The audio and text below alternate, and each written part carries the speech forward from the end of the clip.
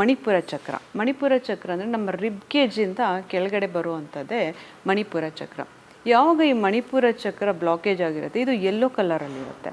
ಯಾವಾಗ ಈ ಒಂದು ಮಣಿಪುರ ಚಕ್ರ ನಮಗೆ ಬ್ಲಾಕೇಜ್ ಅಂತ ಅನಿಸುತ್ತೆ, ಆವಾಗ ನಮಗೆ ಏನು ಅಂತಂದರೆ ಏನೋ ಅಂದರೆ ಗೊತ್ತಿಲ್ಲದಿರೋ ಏನೋ ಒಂದು ಭಯ ಕಾಡ್ತಾ ಇರುತ್ತೆ. ಕೆಲವರಲ್ಲಿ ನಾವು ನೋಡ್ತೀವಿ ಏನು ಅಂತಲೇ ಗೊತ್ತಿರಲ್ಲ, ಅಸ್ಪಷ್ಟ ಭಯಗಳು ಜೀವನದಲ್ಲಿ ಕಾಡ್ತಾ ಇರುತ್ತೆ.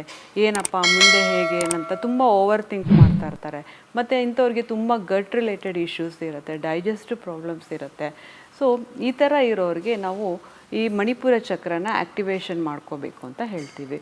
ಅದಕ್ಕಾಗಿ ನಾವು ಏನು ಮಾಡಬೇಕು, ಡೈಲಿ ಟರ್ಮರಿಕ್ ವಾಟರ್ನ ನಾವು ತೊಗೋಬೇಕಾಗತ್ತೆ ಬೆಳಗ್ಗೆ ಎದ್ದ ತಕ್ಷಣ. ಸೊ ಇದರಿಂದ ಏನಾಗುತ್ತೆ, ನಮ್ಮ ಮಣಿಪುರ ಚಕ್ರ ಆ್ಯಕ್ಟಿವೇಶನ್ ಆಗುತ್ತೆ. ಮತ್ತು ನಾವು ಅಫರ್ಮೇಷನ್ಸ್ನ ಹೇಳ್ತಾ ಹೋಗಬೇಕು.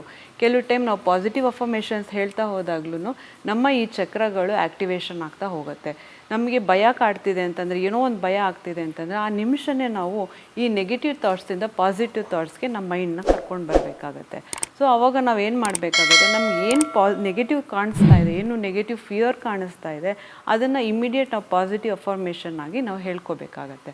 ಆವಾಗ ಏನಾಗುತ್ತೆ, ನಮ್ಮಲ್ಲಿರುವ ಈ ಒಂದು ಭಯನ ಹೋಗಿ ನಮ್ಮ ಕ್ರಿಯೇಟಿವಿಟಿ ಮತ್ತು ಫೈನಾನ್ಷಿಯಲ್ ಸ್ಟೆಬಿಲಿಟಿ ಎಲ್ಲವೂ ಈ ಒಂದು ಮಣಿಪುರ ಚಕ್ರ ಇಂಪ್ರೂವ್ ಮಾಡ್ತಾ ಹೋಗುತ್ತೆ.